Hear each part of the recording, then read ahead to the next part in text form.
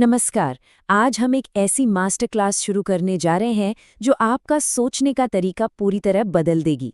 हम बात कर रहे हैं कि कैसे एक आम इंसान, हाँ बिल्कुल हमारे और आप जैसा, सिर्फ अपनी रोजमर्रा की शॉपिंग और कंज्यूमर आदतों पर ध्यान देकर एक जबरदस्त स्टॉक पोर्टफोलियो बना सकता है। तो चलिए बिना वक्त जाया किए इस एक्सप्लेनर में सीधे चलते हैं और इन्वेस्टिंग के इस अनोखे राज को डिकोड करते हैं। अब एक बड़ा सवाल है, क्या वाकई एक आम मॉल में शॉपिंग करने वाला इंसान वॉल स्ट्रीट के बड़े बड़े सूट पहने हुए एक्सपर्ट्स को हरा सकता है? अक्सर हम लोग शेयर मार्केट के भारी भरकम शब्दों को सुनकर थोड़े डर जाते हैं, राइट? लगता है ये तो सिर्फ प्रोफेशनल्स का काम है। लेकिन सच तो ये है कि एवरीडे कंज्यूमर्स के पास एक ऐसा छिपा हुआ एडवांटेज होता है जो उन बड़े फंड मैनेजर्स के पास भी नहीं होता। सीरियसली 29%। ध्यान दीजिएगा इस नंबर पे, ये कोई छोटा मोटा आंकड़ा नहीं है। ये दिग्गज इन्वेस्टर पीटर लिंच का मैगलन फंड मैनेज करते वक्त का लेजेंडरी सालाना रिटर्न था। और पता है इसने क्या साबित किया? इसने ये प्रूव कर दिया कि इन्वेस्टिंग के बहुत ही बेसिक, एकदम सिंपल तरीके भी मार्केट के एवरेज रिटर्न्स को बुरी तरह से पछाड़ सकते हैं। इसको ऐसे समझते हैं, पीटर लिंच के इस ऐतिहासिक ट्रैक रिकॉर्ड से हम कंपाउंडिंग के असली जादू को देख सकते हैं। मान लीजिए किसी ने सिर्फ 10,000 रुपए इन्वेस्ट किए होते, तो पहले 5 साल में वो थोड़ा थोड़ा कंपाउंड होना शुरू होते। 10वें साल तक आते आते एक एक्सपोनेंशियल ग्रोथ दिखती और 13वें साल तक वही 10,000 रुपए पूरे 2,80,000 बन चुके होते। यानी थोड़ा सा धैर्य और कंपाउंडिंग का मैजिक वेल्थ को लिटरली कई गुना बढ़ा देता है। तो चलिए आते हैं सेक्शन 1 पर, दी एवरीडे एज, यानी रोजमर्रा का ऑब्जर्वेशन। एक बहुत ही कमाल का रूल है। एक इन्वेस्टर का सबसे बड़ा हथियार ना उसकी खुद की आंखें होती हैं, उसका ऑब्जर्वेशन। आप खुद सोचिए, आपके आसपास कौन सी दुकान हमेशा भीड़ से भरी रहती है? सड़क पर लोग किस ब्रांड की गाड़ियां सबसे ज्यादा चला रहे हैं? यहाँ तक कि नए घर बनने में सीमेंट कौन सा यूज हो रहा है? ये छोटी छोटी बातें दुनिया का सबसे पावरफुल रिसर्च टूल हैं। लोग सोचते हैं कि इन्वेस्टमेंट रिसर्च का मतलब बस लंबे चौड़े कॉम्प्लेक्स फाइनेंशियल चार्ट्स पढ़ना है। Absolutely not. जब कोई मॉल में किसी नई रिटेल चेन को तेजी से ग्रो करते देखता है या मैगी और टाटा जैसी रोज की चीजों की भारी डिमांड नोटिस करता है ना, तो उसके पास उन बड़ी कंपनियों की अर्निंग्स रिपोर्ट आने से 6 महीने पहले ही एक गजब का इन्फॉर्मेशनल एडवांटेज आ जाता है। ये बिल्कुल एक हेड स्टार्ट की तरह है। अब बढ़ते हैं सेक्शन 2 की तरफ, कैटेगराइजिंग स्टॉक्स, यानी सही बिजनेस को कैसे पहचाना जाए। देखिए, मार्केट में अलग अलग तरह के खिलाड़ी होते हैं। एक तरफ है हमारी स्टालवॉर्ट्स और स्लो ग्रोवर्स, जैसे रिलायंस या TCS.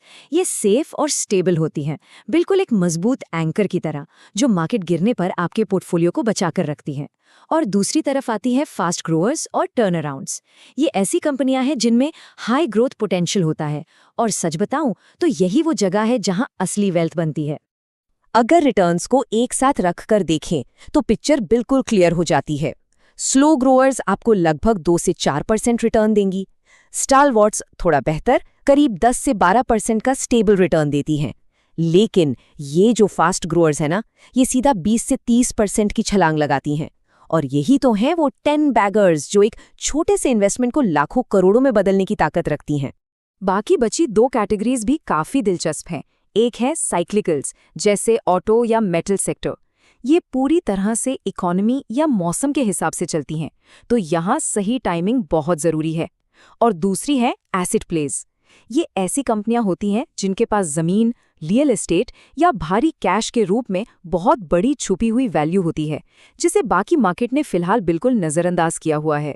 Moving on to section 3, spotting the perfect business. बेहतरीन कंपनी आखिर चुनी कैसे जाए? आजकल टीवी और न्यूज़ देखकर लगता है कि सबसे ज्यादा पैसा बस उन हाइप्ड टेक कंपनियों में बनेगा जिनकी चारों तरफ बहुत चर्चा है, राइट?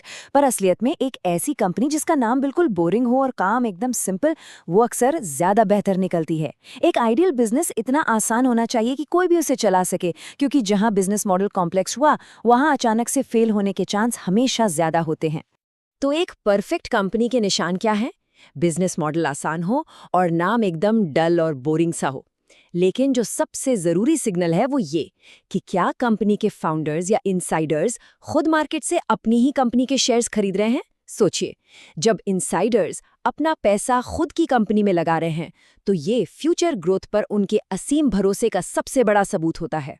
कंपनी तो आपने अच्छी ढूंढ ली, लेकिन क्या उसकी कीमत सही है? यहीं पर प्राइस टू अर्निंग्स यानी पीई रेशियो काम आता है। ये सिंपल सा मेट्रिक हमें ये बताता है कि कंपनी जो प्रॉफिट कमा रही है उसके मुकाबले कहीं शेयर का प्राइस हवा में तो नहीं उड़ रहा। इन्वेस्टर्स को ये ध्यान रखना चाहिए कि सिर्फ प्रोडक्ट के पॉपुलर होने की वजह से किसी बिजनेस के लिए ज़रूरत से ज़्यादा पैसा बिल्कुल ना चुकाएं। चलिए इसको एक बहुत ही प्रैक्टिकल उदाहरण से समझते हैं। मान लेते हैं एक रिटेल ब्रांड है डेली मार्ट। इन्वेस्ट करने से पहले इसके फंडामेंटल्स चेक करने होंगे। पीई रेशियो कम होना चाहिए, जिसका मतलब है शेयर अंडर वैल्यूड है, सस्ता है। डेट टू इक्विटी यानी कर्ज 0 हो, जो पूरी सेफ्टी दिखाता है। और रिटर्न ऑन इक्विटी हाई होना चाहिए, जो ये संकेत देता है कि उनका बिजनेस सच में बहुत शानदार और प्रॉफिटेबल चल रहा है। अब आते हैं सेक्शन 4 पर, मास्टरिंग मार्केट फियर। मार्केट के उतार चढ़ाव और डर से कैसे निपटें। देखिए, एक बात तो बिल्कुल पल्ले से बांध लेनी चाहिए। मार्केट में गिरावट आना उतनी ही आम बात है जितनी सर्दियों में बर्फबारी। मार्केट क्रैश कोई भयानक एक्सीडेंट नहीं है, बल्कि ये प्रिडिक्टेबल और सीजनल इवेंट्स हैं। इस डर या पैनिक की वजह से कभी भी अपनी अच्छी खासी फंडामेंटली स्ट्रॉन्ग कंपनियों के शेयर्स को नहीं बेचना चाहिए। शॉर्ट टर्म ट्रेडिंग ना अक्सर डर और पैनिक से चलती है। आज क्या हुआ, कल क्या होगा, बस यही चलता रहता है। लेकिन असली फाइनेंशियल फ्रीडम बेहतरीन कंपनियों को होल्ड करने से और डेली मार्केट नॉइज या पैनिक फैलाने वाले टीवी एक्सपर्ट्स को पूरी तरह से इग्नोर करने से आती है।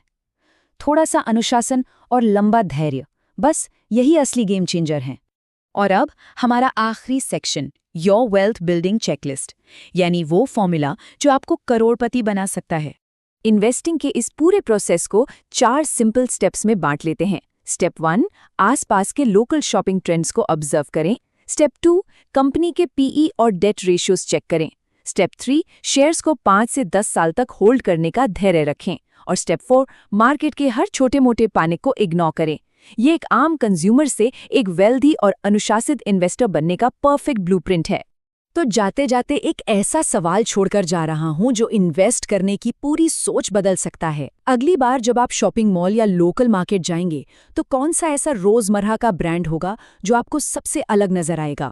अपनी ऑब्जर्वेशन स्किल्स का इस्तेमाल आज से ही शुरू कीजिए। कौन जानता है, शायद आपका पहला या अगला मल्टीबैगर स्टॉक आपकी अगली शॉपिंग ट्रिप पर ही आपका इंतजार कर रहा हो। इसी विचार के साथ आज का यह एक्सप्लेनर यहीं समाप्त होता है। सीखते रहिए और आगे बढ़ते रहिए।